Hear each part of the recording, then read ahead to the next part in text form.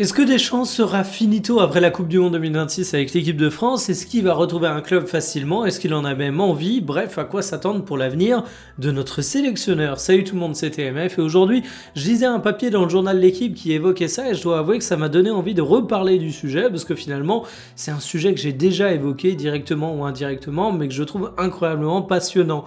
Didier Deschamps, c'est un peu je t'aime moi non plus avec les supporters de l'équipe de France et c'est un sélectionneur qui est relativement dur à évaluer sur le marché des entraîneurs puisque finalement 14 ans sur le banc d'une sélection, même si tu as un parcours incroyablement prestigieux avec cette sélection et on peut dire sans détour que Deschamps là, ce prestige, bah ça te met quand même dans une catégorie assez particulière de coach, celle des sélectionneurs qui ne sont plus exactement des entraîneurs parce que les deux métiers sont bien différents et j'ai même tendance à dire que si un entraîneur peut facilement devenir sélectionneur, c'est nettement plus compliqué de prendre le chemin inverse. Deschamps a déjà été entraîneur de club, bien évidemment, mais ça remonte à une époque où l'Italie avait encore la capacité de se qualifier à une Coupe du Monde, autant vous dire que ça date énormément. On va parler de ce sujet, on va évoquer les pistes, ça parle de la Saudi Pro League, ça parle de quelques fantasmes également qui circulent, mais on va être honnête, il n'y a pas d'éléments concrets aujourd'hui, donc on va pas s'enflammer, on va simplement balayer les options. Installez-vous confortablement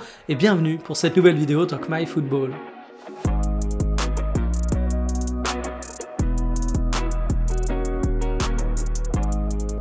La possibilité qui revient le plus pour l'après équipe de France pour Didier Deschamps, c'est la Saudi Pro League et là je dois vous avouer que je suis partagé. En fait il y a deux possibilités. Une première où je serais complètement dans la compréhension et où je juge que ça pourrait même être une bonne idée et une deuxième où franchement l'image que j'ai de Didier Deschamps serait sacrément abîmée.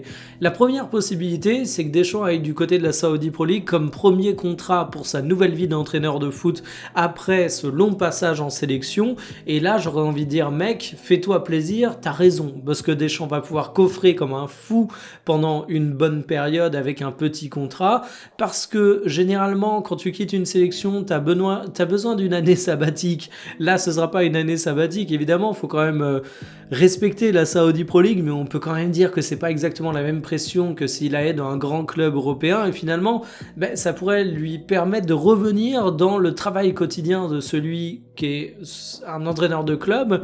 Et je trouve que ça coche à peu près toutes les cases, les motivations financières pour Deschamps, les questions de pression, d'image, de transition pas trop brutale. Bref, franchement, je suis pas celui qui ira jeter la pierre à Deschamps si jamais il signe pour un gros chèque du côté de la Saudi Pro League. Ce qui me ferait nettement plus mal, par contre, c'est s'il y restait assez longtemps. Et ça, c'est pas une option qui m'apparaît comme non plus totalement délirante. Imaginons un Didier Deschamps qui passe 3 ans en Saudi Pro League après son expérience en équipe de France. Bon j'ai envie de dire, mec, est-ce que tu aimes réellement le football? Est-ce que tu as réellement envie de faire quelque chose de ta carrière d'entraîneur?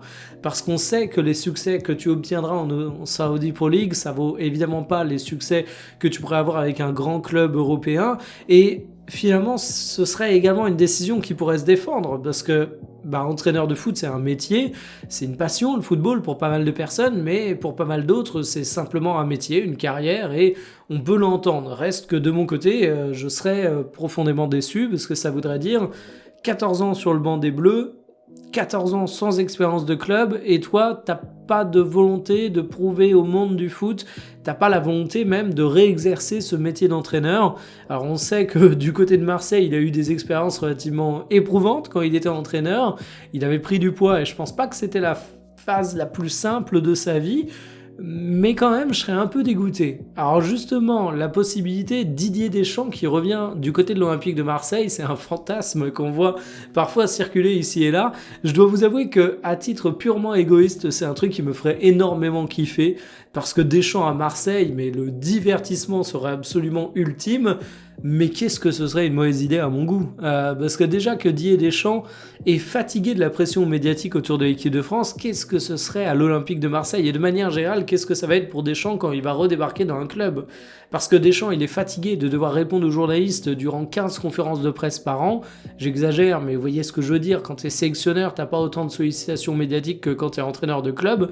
Mais alors imaginez Deschamps en club qui doit répondre chaque semaine à des questions, qui a des conférences d'avant-match, d'après-match, qui, s'il est dans un club qui dispute la Ligue des Champions, va devoir avoir également ses sollicitations. Deschamps, il pèterait un câble, surtout dans une formation comme l'Olympique de Marseille où bah tu sais que chaque propos peut prendre des proportions énormes, il y a énormément d'attentes, c'est beaucoup commenté, c'est le club avec le Paris Saint-Germain qui est le plus suivi en France, donc évidemment ça fait tout le temps parler.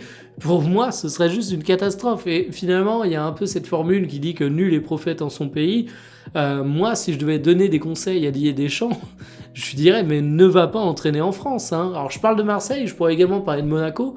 L'AS Monaco, qui est évidemment pas à la recherche d'un entraîneur, hein, mais admettons, qui a un contexte qui est vu comme un peu moins éprouvant, parce que la pression est pas la même à Monaco qu'à Marseille. Mais c'est pareil, en fait, tu serais exposé au football français, et ça te mettrait finalement sous les feux des projecteurs et avec une pression toute particulière que tu pourrais t'économiser en allant à l'étranger. La question sur la possibilité de l'après-carrière de Didier Deschamps, c'est également est-ce qu'il est attractif pour un grand club ? Et ça, pour être honnête, j'aimerais bien le voir. Je pense qu'il y aura forcément un grand club qui tentera la carte Didier Deschamps parce que finalement, tu vois tellement de grands clubs qui tentent des, je suis désolé de le dire, tocards qui devraient même pas être là, que tu te dis, à un moment, même si Didier Deschamps, tu peux avoir des gens qui sont critiques sur sa qualité à bien faire jouer une équipe, sur sa capacité à avoir un club après la sélection, ça reste quand même un mec qui serait pas incohérent sur le banc d'un grand club. C'est pas n'importe qui, Didier Deschamps. Mais passer cette première expérience, je me demande ce que ça donnerait. En fait, j'espère qu'il réussirait cette première expérience parce que j'ai du mal à mesurer l'attractivité de Deschamps, vraiment. Et je le redis, 14 ans sans entraîner de club et en étant simplement sélectionneur, c'est quand même une période super importante. Et le football a changé entre-temps. Et il a beau être évidemment au contact du football professionnel via son poste de sélectionneur. Je le répète encore et toujours, mais c'est vraiment pas le même métier. Alors le journal de l'équipe, dans son papier qui évoque ce sujet, nous dit qu'il n'y a pas forcément de banc dispo à court terme, mais de toute façon, on sait comment ça se passe. C'est pas les opportunités qui manqueront. T'as toujours des grands bancs qui sont disponibles. T'as toujours en cours de saison, si tu prends les top clubs, des places qui vont se libérer. T'as toujours des entraîneurs qui sont limogés. Parfois, tu comprends même pas pourquoi en cours de saison. T'as toujours des entraîneurs qui sont sur le fil et où tu te dis qu'à tout moment, ça peut craquer. Et on sait aussi que si t'as un grand entraîneur qui est dispo, le fil, il peut avoir tendance à craquer plus facilement. Si t'as l'entraîneur remplaçant qui est déjà trouvé, bah évidemment, t'as un peu moins de problèmes à virer l'actuel qui fait pas le taf.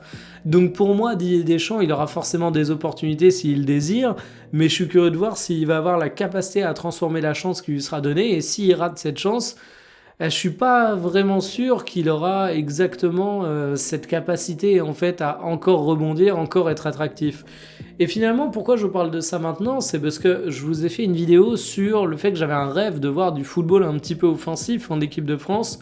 Et plus ça va, plus je me demande si Didier Deschamps ne pourrait pas attaquer cette Coupe du Monde 2026 en mode Deschamps Legacy. Qu'est-ce que nous laisse Didier Deschamps ?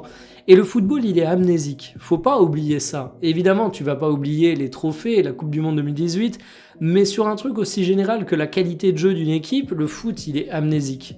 On se souviendra évidemment que l'équipe de France, c'était pas incroyable à voir jouer en termes de plaisir durant la majorité, pour pas dire l'intégralité du passage de Didier Deschamps, mais si jamais il se présente à la Coupe du Monde 2026 avec une équipe de France qui joue bien, je pense que ça peut impacter les mémoires et justement pour raccrocher au sujet qu'on est en train de traiter, ça peut un petit peu changer le CV de Didier Deschamps au moment où il postulera pour une aventure en club s'il a envie de ça après son aventure de sélectionneur.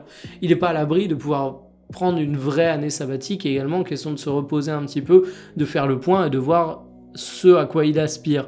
Mais je pense que s'il arrive à avoir une équipe de France qui joue bien au cours de cette Coupe du Monde, et si en plus elle a des résultats, parce que bien évidemment c'est le juge de paix, le fait que tu sois couronné de succès ou pas à la fin, ça pourrait radicalement changer le destin et les possibilités qu'il aurait en tant qu'entraîneur de club. C'est un sujet que je trouve hyper passionnant parce que finalement il y a 1001 débats sur Didier Deschamps, il y a des opinions qui sont très tranchées autour des supporters, autour des suiveurs de l'équipe de France, autour des passionnés de football, parce que finalement la qualité du jeu de l'équipe de France c'est bien plus un débat de passionnés de football que simplement de supporters de l'équipe de France qui s'en foutraient un petit peu de ce sport. Mais si on a Didier Deschamps au club, je pense que ça permettrait de voir un peu plus clair là-dedans, de voir si Didier Deschamps peut pratiquer également un autre football, même si c'est quelque chose qu'on commence à entrevoir en équipe de France. Donc franchement, je vais peut-être en surprendre certains.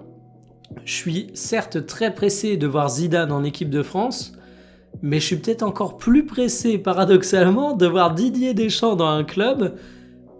Peut-être pas pour les mêmes raisons, peut-être avec plus d'appréhension, bien évidemment, mais ça me rend aussi extrêmement curieux. Donc voilà, c'était le petit édito du milieu de la semaine. J'espère que ça vous aura fait nourrir quelques réflexions sur le sujet. N'hésitez pas à me les partager en commentaire. Moi, je vous dis à demain pour une prochaine. Salut!